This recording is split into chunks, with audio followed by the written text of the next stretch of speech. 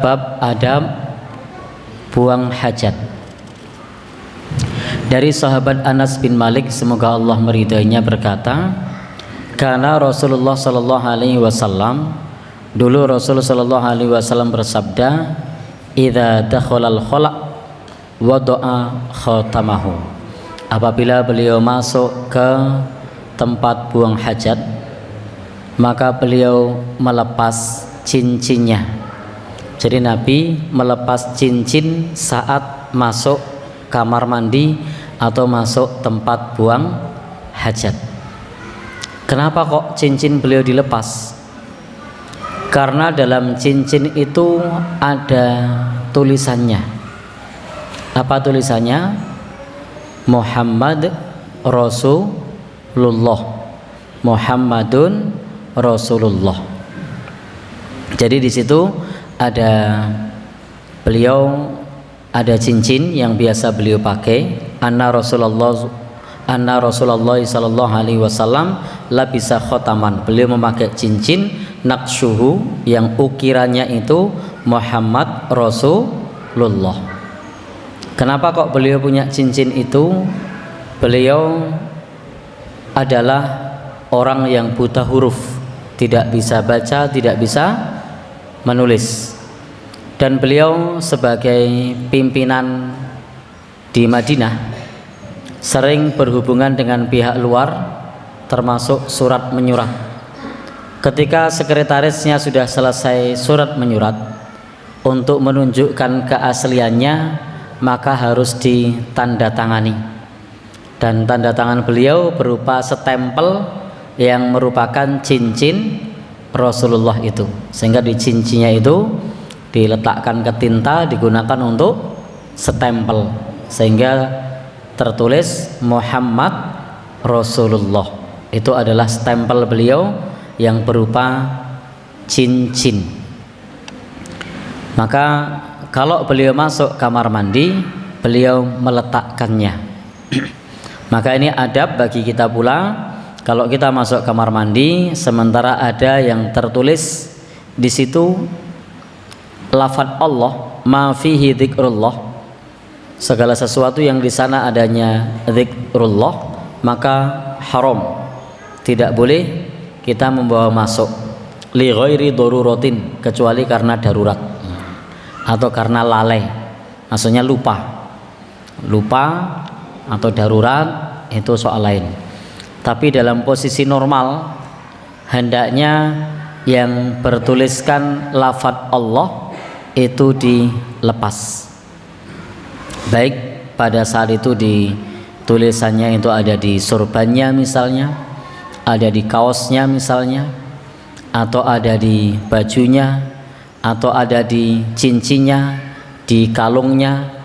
Fi kulli malbus, segala sesuatu yang dipakai, fihi dzikrullah, yang di dalamnya disebut nama Allah, maka hendaknya dilepas saat masuk ke WC atau kamar mandi.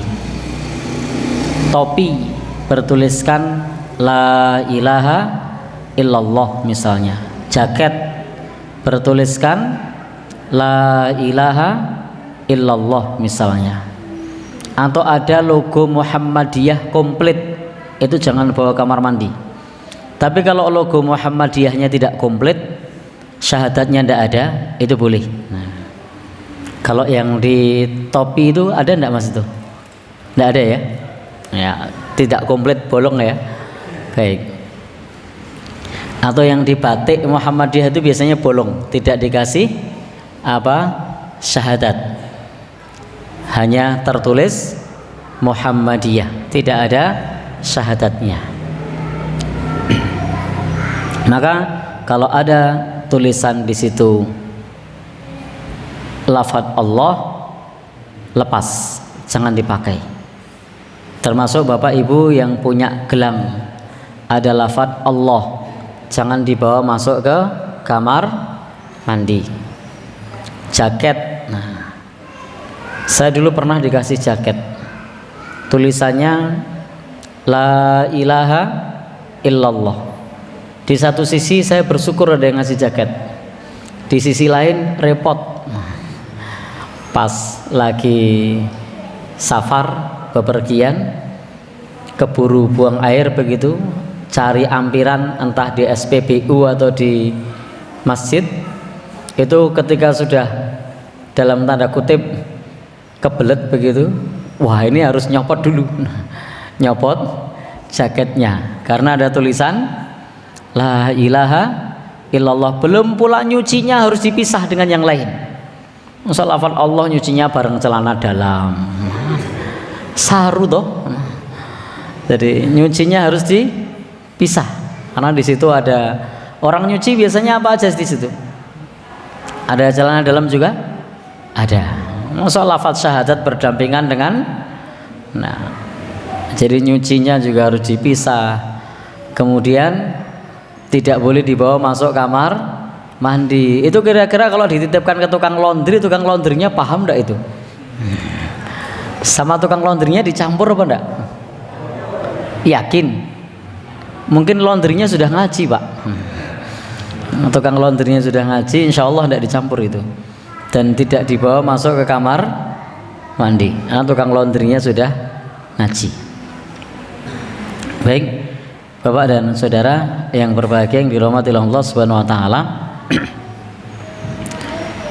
Jadi intinya lafaz Allah itu lafaz yang mulia. Tidak boleh dibawa masuk ke dalam kamar mandi, ke kamar kecil, tidak dibolehkan. Sebagaimana Nabi mencontohkan itu dilepas saat beliau masuk ke kamar mandi atau kamar kecil. Baik Bapak-bapak dan ibu-ibu yang berbahagia yang dirahmati Allah Subhanahu wa taala, maka kalau saran saya, kalau kita tidak siap ribet, tidak usah pakai. Tidak usah pakai karena nanti akan merepotkan kita. Kalau kita tidak siap repot, sengaja atau tidak sengaja, justru telah terjatuh dalam sufliyah atau penistaan terhadap lafaz Allah karena dibawa ke dalam tempat yang najis.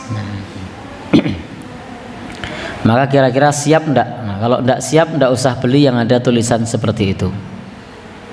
Memang kadang tertarik pula beli topi yang tulisannya lafaz Allah, tertarik pula beli kaos yang lafaz Allah, tapi harus dipikirkan dulu, mampu enggak kita untuk merawat dan menjaganya agar lafaz Allah yang mulia, yang tinggi tersebut tidak ternistakan.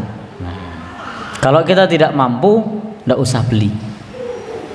Dan seingat saya belum pernah beli yang seperti itu, belum pernah nyablon yang begitu. Pernahnya dikasih. Nah, itu saja masih memperlakukannya belum bisa maksimal. Artinya masih pakai tergesa-gesa untuk nyopotnya. Jadi belum bisa rileks gitu kan. Harusnya kan rileks. Tapi ternyata belum bisa. Baik, itu bagaimana Rasul Shallallahu Alaihi Wasallam mencontohkan begitu. Bapak dan ibu-ibu yang berbahagia yang dirahmati Allah Subhanahu wa taala, dan tidak banyak orang yang memahami hal ini. Saya pernah menyaksikan sekumpulan orang, saya tidak sebut siapa ya, tapi sekumpulan orang yang jumlahnya cukup banyak menggunakan atribut, diantaranya bertuliskan lafaz Allah. Waktu itu di pantai selatan. Tapi kok mereka masuk kamar mandi biasa ya? Ya, padahal insya Allah mereka sempat untuk melepas, karena masuk kamar mandinya harus ngantri. Jadi pas ngantri kan dilepas bisa. Jadi itu waktu itu yang saya ingat ada serombongan orang dengan knalpot belombongan begitu mengadakan acara di sana. Banyak itu yang adakan acara ribuan orang, dan knalpotnya itu keras banget. Nah, sebagian diantaranya itu kaosnya tulisannya lafaz Allah. Pas ngantri di kamar mandi itu tidak dicopot loh. Padahal kan waktu ngantri masih sempat untuk nyopot. Tapi kenapa tidak dicopot? Pripun? Nggak tahu. Wong mengatasnamakan Islam, ada gambar atribut Islamnya ya. Saya tidak sebut siapa ya ini karena nanti tidak dikira ghibah ini. Tapi yang kita ambil pelajarannya. Kalau kita tidak siap memperlakukan dengan lafaz Allah, maka tidak perlu memakai dijadikan sebagai kaos atau tidak perlu menjadikan sebagai sorban atau yang lainnya yang bertuliskan lafaz Allah. Saya masih husnudon, bisa jadi mereka tidak menyadari kalau ada tulisan itu, karena memang situasinya bisa jadi dugaan kuat saya kaosnya dikasih. Nah, dugaan kuat saya kaosnya tidak beli ya. Oh ngadek gimana? Bukan dikasih, bukan dikasih. Saya kira dikasih sama tokoh yang menggerakkan, ternyata ngadek gitu. Oh gitu, bukan berarti mereka berkorbannya luar biasa ya, korban bensin, korban knalpot, beli kaos gitu. Wah luar biasa itu. Baik, saya pikir dikasih sama tokoh yang menggerakkan itu, ternyata ngadek ya.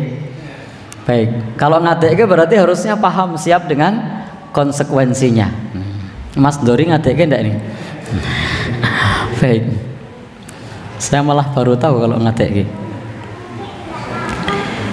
Baik, mohon maaf untuk Mas Dori kalau tahu yang saya maksud tidak usah disebut ya. Baik, tapi yang saya hendak ingin sampaikan adalah pelajarannya. Apa itu?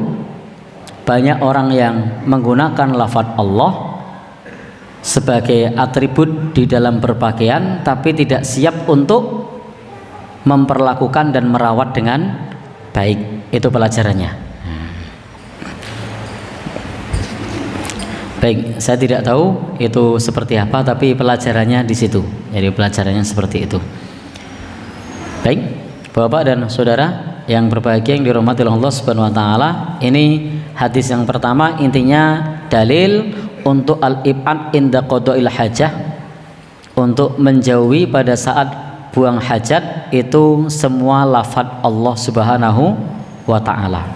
Demikian pula pada tempat-tempat yang najis, hendaknya dihindari untuk menggunakan atribut yang di situ ada lafaz Allah Subhanahu wa taala. Demikian pula tidak boleh bawa mushaf. Nah, tidak boleh bawa mushaf. Tahu mushaf? Tidak boleh bawa Al-Quran masuk ke kamar mandi. Bagaimana kalau handphone yang ada aplikasi Qurannya? Boleh, asal tidak dinyalakan. Kenapa? Karena handphone yang berupa aplikasi itu begitu tidak dinyalakan, maka statusnya adalah alat. Statusnya adalah alat. Sebagaimana orang yang beriman itu ada yang hafidz Quran. Ketika dia masuk kamar mandi ya tidak apa-apa, meskipun dalam dadanya ada Al-Quran. Yang tidak boleh itu pas di kamar mandi baca Quran. Berarti di setel sama dengan HP yang disetel di kamar mandi Quran, tidak boleh. Atau dibuka tulisan Qurannya di kamar mandi, itu yang tidak boleh. Tapi kalau handphone di situ ada aplikasi Qurannya di bawah kamar mandi boleh, asal tidak disetel, tidak dinyalakan. Itu boleh saja. Sebagaimana orang yang hafidz Quran boleh masuk kamar mandi, toh waktu di kamar mandi tidak diucap, tidak dibaca.